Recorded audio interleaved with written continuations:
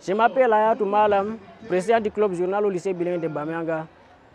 Madame, existe-t-il des problèmes de violence de genre en milieu scolaire dans l'arrondissement de Yaoundé 2?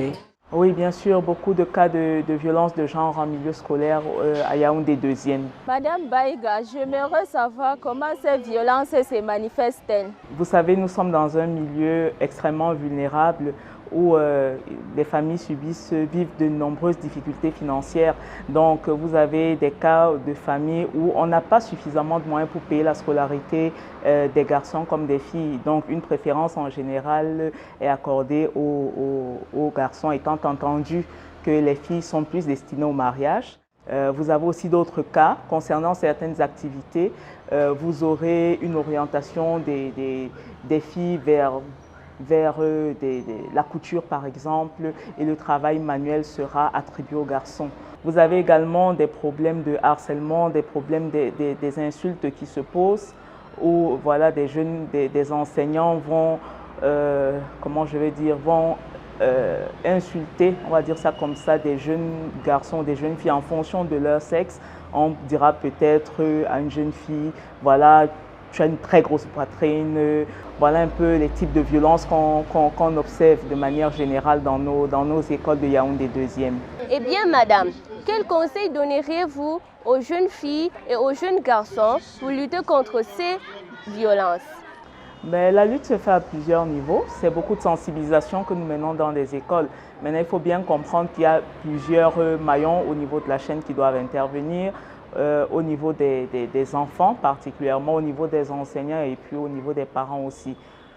Donc c'est beaucoup de sensibilisation sur le phénomène des violences qui est un problème très important et il faut amener chaque partie prenante à jouer son rôle. C'est surtout un problème de suivi et d'encadrement des enfants de manière générale qui se pose. À votre avis, Madame Baïga, que doivent faire les parents pour combattre ces violences de genre en milieu scolaire?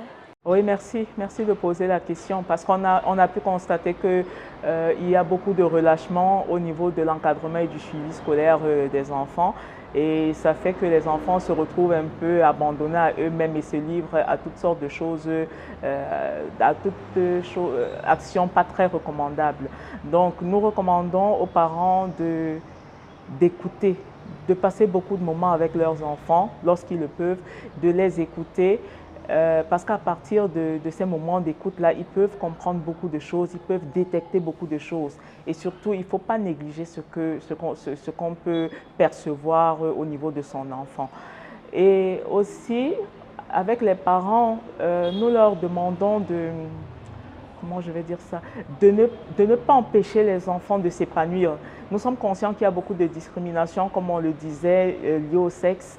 On disait tantôt qu'une préférence sera accordée aux garçons lorsqu'il faut payer les frais de scolarité.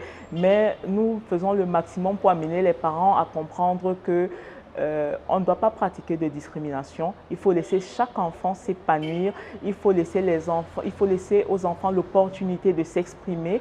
Il faut laisser l'opportunité aux enfants de faire des choix et d'assumer ces choix. Donc, voilà, beaucoup de dialogue entre parents.